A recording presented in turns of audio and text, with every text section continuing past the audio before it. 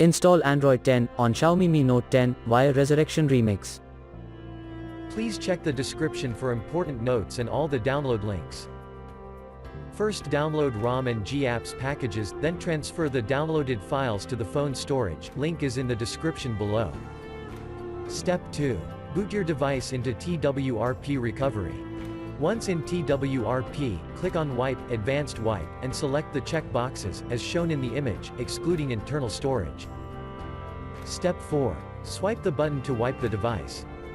Step 5. Go back to the recovery main screen, and tap on the Install button. Step 6. Navigate to the storage, and select the ROM zip file. Step 7. Finally, swipe the button on the screen, to install ROM file. Step 8. Flash the GApps zip package, in the same manner.